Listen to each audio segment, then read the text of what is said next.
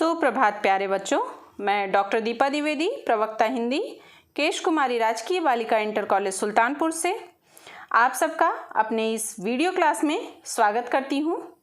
बच्चों, आज के इस वीडियो में हम लोग मीराबाई द्वारा रचित पदावली शीर्षक कविता से प्रारंभिक 3 पद का अध्ययन करेंगे।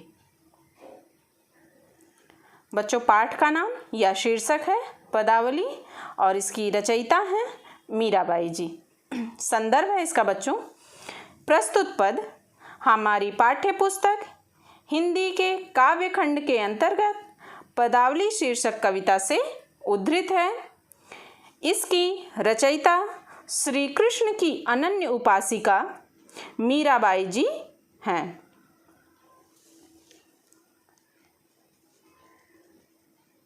पहला पद पढ़ेंगे बच्चों हम लोग।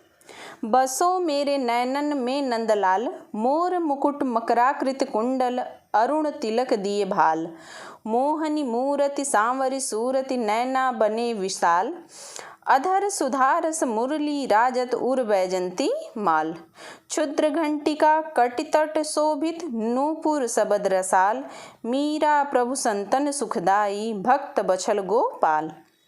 इसका प्रसंग है बच्चों, प्रस्तुत पद में कवयित्री मीराबाई अपने प्रभु श्री कृष्ण के रूप सौंदर्य पर मुग्ध होकर उनसे अपने नयनों और मन में बसे रहने का अनुरोध कर रही हैं।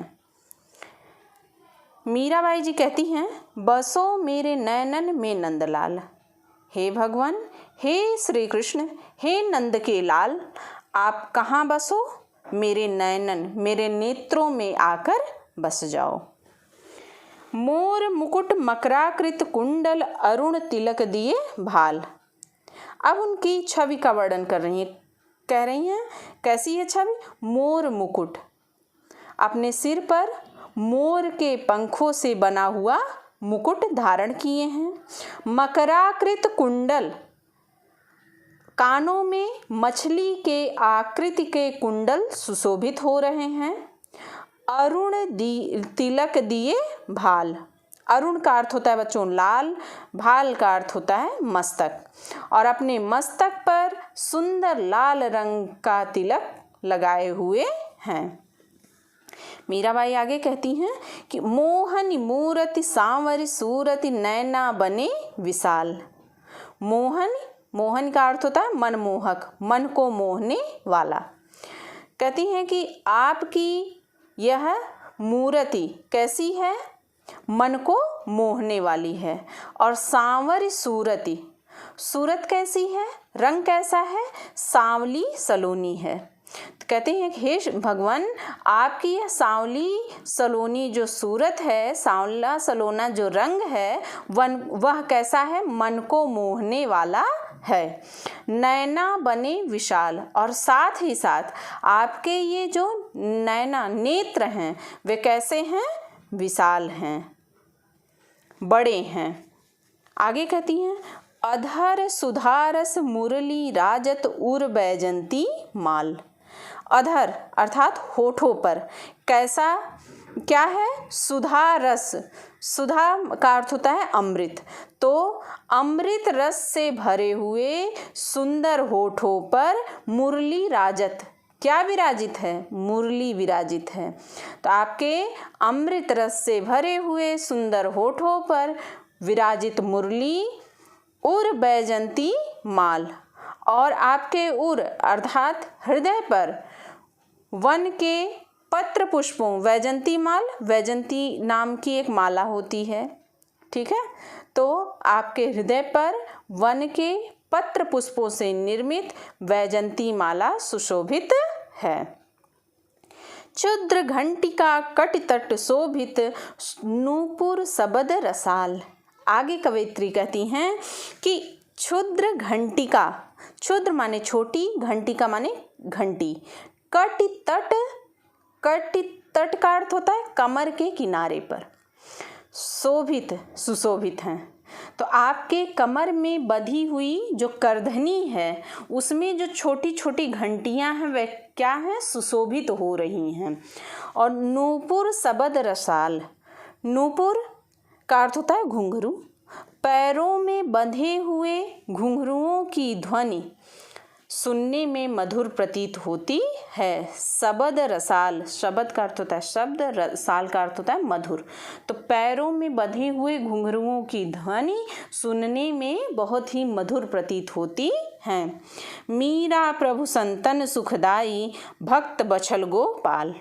मीराबाई जी अंत में कहती हैं कि हे भगवान श्री कृष्ण, आप संतन सुखदाई, संतों को, सज्जनों को सुखदाई, सुख देने वाले हैं। और भक्त बछल गोपाल, बछल का अर्थ होता है वत्सल, गोपाल का अर्थ होता है श्री कृष्ण। और आप भक्तों से प्रेम भाव रखने वाले हैं, आप भक्तों पर वात्सल्य भाव प्रकट करते हैं, भक्तों से प्रेम करते हैं। अतः हे प्रभु बसो मेरे नयनन में नंदलाल, अतः हे प्रभु, हे मेरे आराध्य श्री कृष्ण, आप आकर मेरे नेत्रों में बस जाइए। काव्यगत सौंदर्य जान लीजिए बच्चों। भाषा यहाँ ब्रज भाषा का प्रयोग है। शैली मुक्तक काव्य शैली है। रस, इसमें भक्ति एवं शांत रस का प्रयोग किया गया है। छंद गीतात्मक पद है। अलंकार अनुप्रास अलंकार है। गुण प्रसाद एवं माधुर्य गुण का प्रयोग किया गया है। शब्द शक्ति, यहाँ अभिधा एवं लक्षणा शब्द शक्ति का प्रयोग है। अगला पद देखेंगे बच्चों। पायो जी मैं तो राम रतन धन पायो, वस्तु अमोलक दी मेरे सतगुरु, कृपा कर अपनायो। जन्म जन्म की पूंजी पाई, जग में सभी खोवायो। खर्चे नहीं कोई चोर न लेवे, दिन दिन बढ़त सवायो। सत की नाव खेवटिया सतगुरु, भव सागर तर आयो। मीरा के प्रभु गिरधर नागर, हरख हरख जस गायो। इसका प्रसंग है बच्चों। प्रस्तुत पद में श्री कृष्ण के प्रेम की अनन्य साधिका कवयित्री मीराबाई ने सतगुरु की कृपा से प्राप्त होने वाले राम नाम के महत्व अर्थात ईश्वर के महत्व को बताती हुई कहती हैं कि पायो जी मैं है तो राम रतन धन पायो। कवयित्री मीराबाई जी कहती हैं कि पायो जी, मैंने पाया, क्या पाया है? राम रतन धन पायो, मैंने राम नाम रूपी अनमोल रत्न प्राप्त किया है। वस्तु अमोलक दी मेरे सतगुरु, कृपा कर अपनायो। कहते हैं कि यह जो मुझे मिला है वो कैसा है? अमोलक, अमूल्य रत्न है। और किसने दिया? मेरे सतगुरु, मेरे सच्चे गुरु ने, मेरे गुरु ने मुझे यह अमूल्य रत्न प्रदान किया है, जिसे मैंने गुरु की कृपा मानकर अपनायो, अपना लिया है, अपना बना लिया है। जन्म जन्म की पूंजी पाई, जग में सभी खुवायो। कवयित्री आगे कह रही हैं कि यह जो राम नाम रूपी अमूल्य रत्न मैंने प्राप्त किया है, मुझे ऐसा प्रतीत होता है मानो मैंने जन्म जन्म की, जन्म जन्मांतर की खोई हुई कोई पूंजी प्राप्त कर ली हो। जग में सभी खोवायो, जिसको मैंने इस भौतिक संसार में कभी खो दिया था, उसे अब मैं सतगुरु की कृपा से पुनः वापस प्राप्त कर ली हूँ। खर्चे नहीं कोई चोर न लेवे, दिन दिन बढ़त सवायो। अब कवयित्री राम नाम रूपी जो खजाना, जो निधि, जो भंडार प्राप्त की हैं सतगुरु की कृपा से, उसकी महत्ता को बताते हुए कह रही, खर्चे नहीं कोई चोर न लेवे। यह कभी खर्च नहीं होता है और इसे कभी कोई चोर भी नहीं चुरा सकता है। दिन दिन बढ़त सवायो। और जब इस नाम स्मरण को हम जितना ही बार लेंगे, वह दिन प्रतिदिन 1.25 गुना की वृद्धि के साथ बढ़ता ही रहेगा। कवयित्री आगे कहती हैं, सत की नाव खेवटिया सतगुरु, खेवटिया का अर्थ होता है खेवनहार। भव सागर तर आयो। कवयित्री आगे कहती हैं कि मुझे तो सत्य की नाव, सत्य रूपी नाव प्राप्त हो गई है, जिसके खेवटिया, खेवनहार, जिसके उस नाव को खेने वाला कौन है? सतगुरु, मेरे सतगुरु हैं, मेरे सच्चे गुरु हैं। भव सागर तर आयो, कहती हैं मुझे अब विश्वास है कि मैं इस विशाल संसार सागर को पार कर सकने में सफल हो जाऊंगी। अर्थात मुझे यह विश्वास है कि अब मुझे मुक्ति मिल जाएगी। कैसे मुक्ति मिल जाएगी? क्योंकि मैं सत्य रूपी इस नाव पे चढ़कर, और क्योंकि इसके खेवनहार मेरे स्वयं के सच्चे गुरु हैं, तो इस कारण मुझे विश्वास है कि मैं अब मुक्ति प्राप्त कर लूँगी। मीरा के प्रभु गिरधर नागर हरख हरख जस गायो। हरख का अर्थ होता है बच्चों हर्षपूर्वक, खुशीपूर्वक। अंत में कवयित्री कहती हैं, मीराबाई कहती हैं कि मेरे प्रभु कौन है? गिरधर नागर, चतुर गिरधर गोपाल श्री कृष्ण मेरे प्रभु हैं, मेरे स्वामी हैं। मैं हरख हरख जस गायो, मैं सदैव हर्षपूर्वक खुश होकर उनके नाम का गुणगान करती रहूँगी। मैं जहाँ भी रहूँगी हमेशा उनके नाम का हर जगह गुणगान ही करती रहूँगी। काव्यगत सौंदर्य है बच्चों इसका। भाषा ब्रज भाषा है, शैली मुक्तक काव्य शैली है, रस शांत एवं भक्ति रस का प्रयोग है यहाँ पर। छंद गीतात्मक पद है, अलंकार अनुप्रास, रूपक तथा पुनरुक्ति प्रकाश अलंकार का प्रयोग किया गया है। गुण प्रसाद एवं माधुरी गुण है। शब्द शक्ति अभिधा एवं लक्षणा शब्द शक्ति का प्रयोग है। अगला पद पढ़ेंगे बच्चों हम लोग।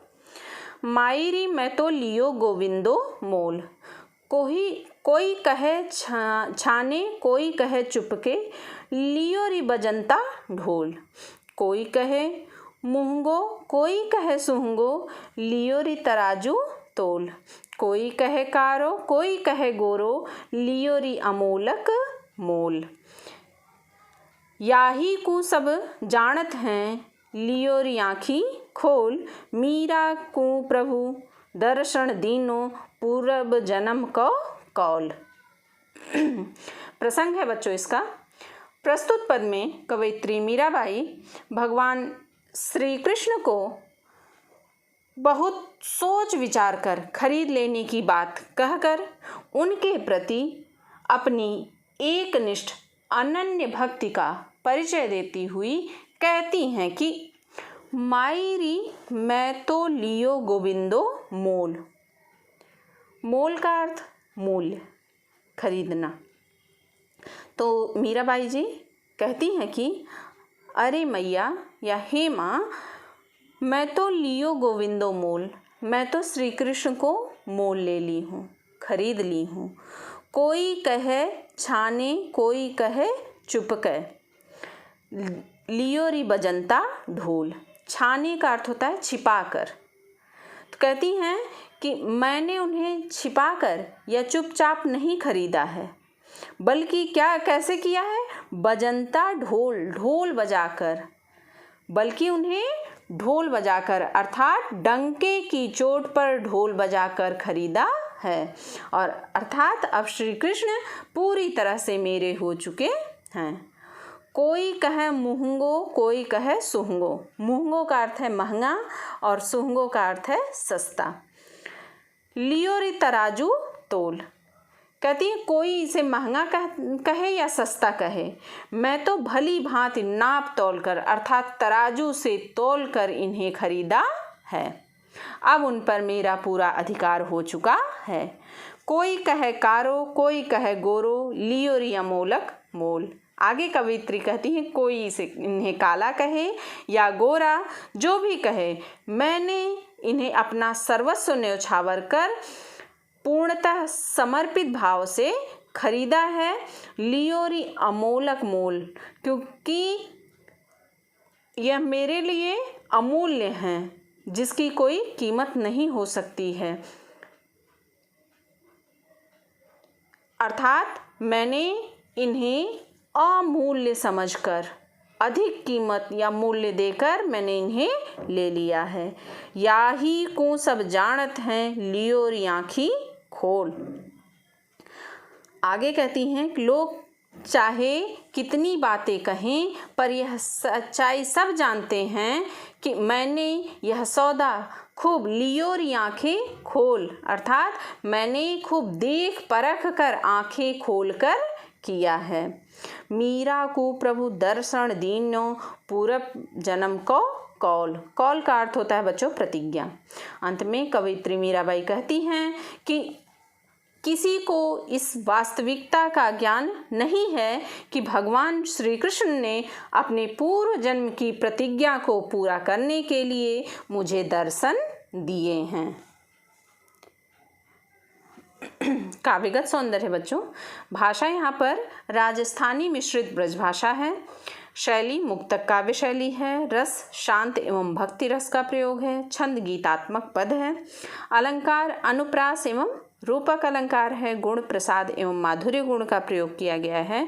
शब्द शक्ति अभिधा एवं लक्षणा शब्द शक्ति का प्रयोग किया गया है। बच्चों, आज के इस वीडियो में हम लोग मीराबाई जी द्वारा रचित पदावली शीर्षक कविता से प्रारंभिक 3 पद का अध्ययन किए हैं। उम्मीद करती हूँ आपको समझ में भी आया होगा। मिलते हैं बच्चों अगले वीडियो में। धन्यवाद।